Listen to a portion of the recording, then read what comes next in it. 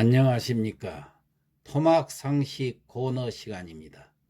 자, 이 시간에도 경제 분야를 다루겠는데 앞으로 돈 관리를 어떻게 해야 할까? 긴축 정책이란 무엇인가에 대해서 살펴보겠습니다. 지금 시중에 돈이 마르는 긴축의 시대가 왔습니다.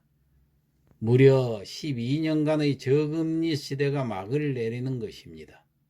우리나라는 이미 금리 인상의 길로 접어들었고 영국이나 캐나다, 뉴질랜드 등도 금리를 올렸습니다. 미국도 3월부터 금리 인상에 동참하며 지금 인플레이션 상황으로 보면은 유럽연합 역시 금리 인상은 시간 문제로 보입니다. 보통 돈이 넘치는 시기를 완화의 시대라고 하지요. 반대로 시중에 돈이 부족해지는 상황을 긴축의 시대라 이렇게 얘기를 합니다. 그런데 이 긴축에도 단계가 있습니다.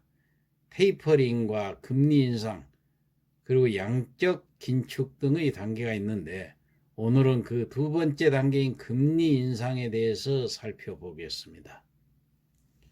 자, 보통 긴축이라 할 때는 금리 인상을 가리키지요.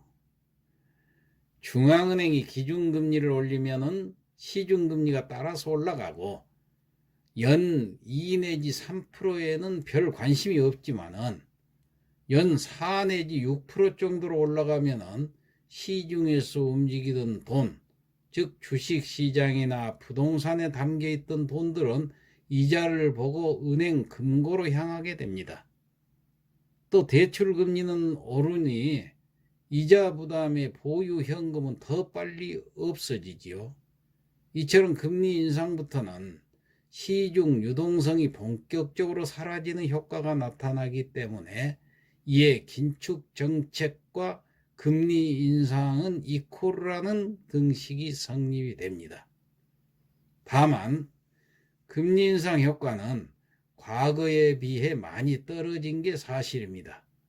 1980년대까지만 해도 금리는 돈의 흐름을 결정하는 최고의 지표였지만 현대 경제에서는 돈들이 꽤 자유롭게 움직입니다. 금리 수준 자체가 여전히 낮기 때문이지요. 과거 연 15 내지 20%의 이자를 주던 시절이라면 돈들이 머니무브를 시작하겠지만 진폭이 너무 작아졌습니다. 하지만 금리 인상이 인플레이션과 맞물린다면 유동성 부족 체감은 상당히 커집니다. 인플레이션은 그 자체로 돈이 마르는 현상이지요. 월 100만원 생활비가 150만원으로도 부족합니다. 그런데 금리 인상까지 더해진다면 가게도 점점 쪼달리게 되죠. 그래서 앞으로 주식, 부동산, 코인 등 자산시장에 미치는 악영향에 대비해야 할 때가 온 것입니다. 미국은 3월에 테이퍼링을 끝내고 바로 금리 인상에 돌입하고 6월부터는 양적 긴축을 시작을 합니다. 이렇게 되면 우리 한국은행은 더 빠른 속도로 금리를 올려야 합니다. 특히 우리는 12년간 저금리 시대를 살아오면서 빚이 눈덩이처럼 쌓여 있습니다.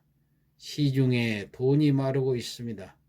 올해 부채 관리를 최우선으로 두고 일정 부분 현금을 확보하는 전략이 필요한 것으로 보입니다. 이상 토막상식 코너 경제 분야를 마치겠습니다.